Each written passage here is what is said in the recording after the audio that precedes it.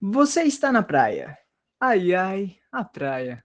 O calor escaldante, os pés na areia, o som do mar, o melado da maresia grudando nos braços, aquele suco de morango geladinho e um caranguejo. Tão lindo! Que sorte de encontrar um! Você então decide se aproximar para tirar uma foto e o caranguejo foge. Você tenta de novo, afinal, essa é uma oportunidade rara.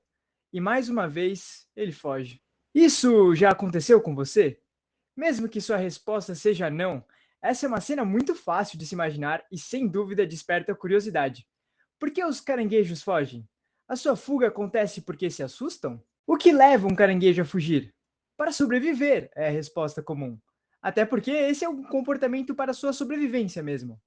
Mas você já parou para pensar em como todo o processo de fuga acontece? Esse mesmo questionamento levou os cientistas a realizarem o estudo Comportamento de fuga e respostas neuronais a estímulos iminentes no caranguejo Chasmagnathus granulatus, no qual buscavam investigar como a fuga acontecia a partir de estímulos iminentes, tanto nos níveis comportamentais quanto neuronais. Mas o que são estímulos iminentes?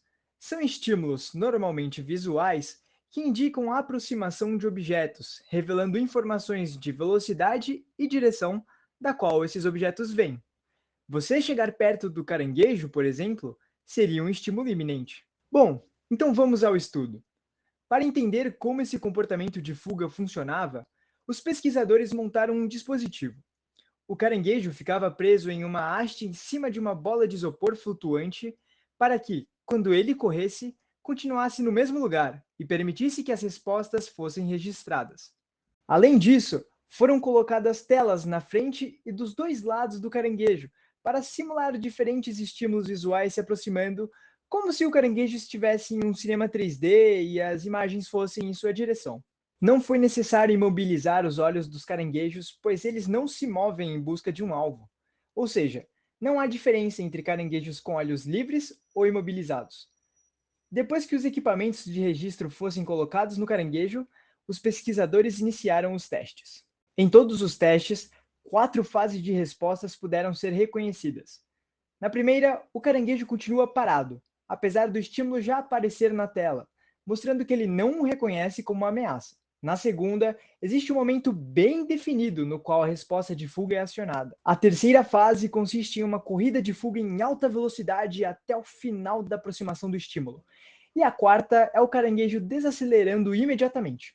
Além disso, foi observado que essa fuga acontece para as laterais quando o estímulo vem pela frente e que os caranguejos fogem na direção oposta quando os estímulos chegam horizontalmente em um dos lados da visão.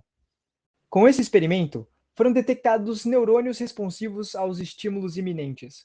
Eles são chamados de neurônios detectores de movimento, ou MDNs, e são bem sensíveis a objetos em movimento. Os MDNs possuem subclasses. As células M1 e M2 respondem à imagem em expansão, ou seja, elas despolarizam e sua taxa de disparo aumenta progressivamente conforme um objeto cresce no campo visual do caranguejo. Entretanto, estes neurônios possuem uma diferença.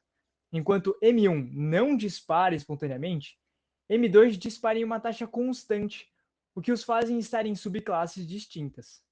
Como as respostas variam de acordo com os estímulos, neurônios M1 possuem uma pequena resposta a estímulos pretos recuando.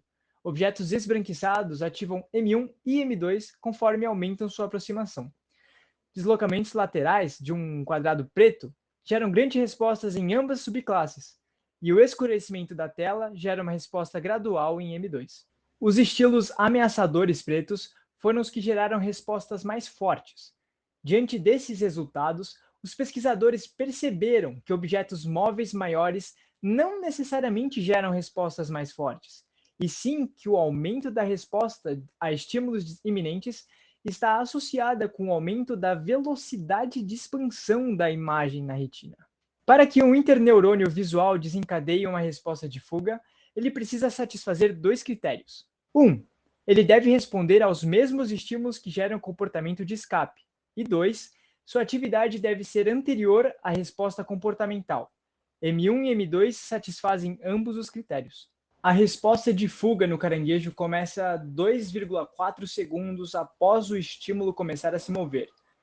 Assim que essa resposta inicia, M1 e M2 aumentam sua taxa de disparo e existe um atraso de 120 milissegundos entre as respostas dos MDNs e a reação comportamental. Dessa forma, podemos chegar a duas descobertas principais. A primeira é que o aumento na velocidade de corrida do caranguejo segue fielmente o aumento de disparo nos neurônios detectores de movimento.